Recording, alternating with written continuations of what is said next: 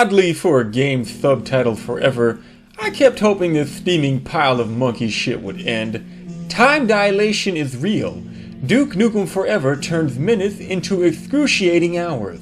The developers at 3D Realms couldn't decide whether they wanted to make a mediocre first-person shooter, a terrible driving game, or a turret-themed sleep aid. Instead, they made their only intelligent decision during their development process and quit. Unfortunately, Gearbox can't let a bad game go unpublished, and a bunch of bottom-feeding nobodies took over. Somehow, they both tried too hard and not hard enough. This interdimensional nexus of failure is the result.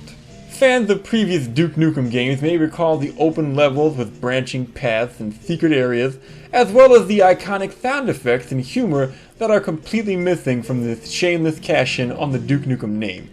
Each level is a glorified corridor, made from generic assets cobbled together from other failed games, like an overcooked meatloaf of miscarriages.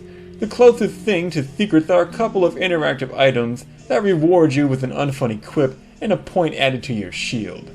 Early on, Forever makes a point of insulting Halo, then proceeds to copy its regenerating armor and two-weapon limit. The shield mechanic is unbalanced, leading to dull firefights that Duke only wins because enemies, as I now desperately wish I could, forget Duke exists when he's out of their line of sight. Even with the optional 4-weapon mode, the weapon system stinks. You'll burn through your ammo so often that hard-to-find weapons like the freeze ray and the shrink ray become one-level wonders. Since you can't stockpile ammunition, any area with a high enemy count also includes the crate of infinite ammunition. Duke Nukem 3D bosses were shoot it until it dies while exploring the map for ammo. Duke Nukem Forever bosses are shoot it with this one weapon that works while hiding behind the ammo crate and hoping the game actually ends this time. Enemies that were so iconic and diverse in Duke Nukem 3D now all look alike due to the poor lighting engine. The audio mix is so bad that you'll no longer hear pig cops snorting in the distance or octobrains hovering in the next room over. As a result, Forever has no ambiance. The main story is a retread of Duke Nukem 3D, but with unskippable cutscenes added. When a man blocks Duke Nukem's path, Duke should be able to jam a pipe bomb down that man's throat and send him hurtling towards 72 virgins. Instead, you'll often stand in a locked room while a nameless NPC talks about butt sex or his great-aunt's titties or just how much he enjoys vagina.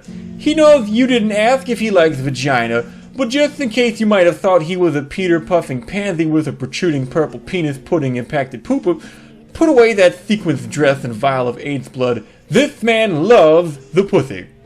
Is this how the mincing homosexuals at Gearbox thinks heterosexual men talk? It's the equivalent of wanting to do something manly, so you shit while standing up and ruin your high heels. On Duke's end, lines plagiarized from Bruce Campbell and Roddy Piper were funny the first time Duke stole them 20 years ago. Today, it's just a sign that Forever's devs have no new ideas. To be fair, Duke is occasionally shrunk down to a size proportional to Forever's profits, transforming the boring grey rooms you explore into wide-open arenas. These few shrunken areas are the sole highlight of the game, and it's a real shame that every other level is so closed in. There really isn't any excuse for Forever.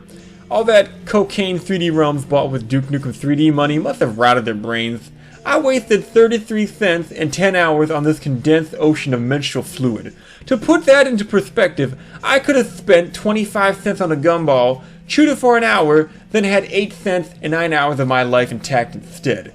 In that time, I could have read a book, got in touch with my inner child, washed my hands after getting in touch with my inner child, burned my sheets in a field after getting in touch with my inner child, or just played Duke Nukem 3D instead.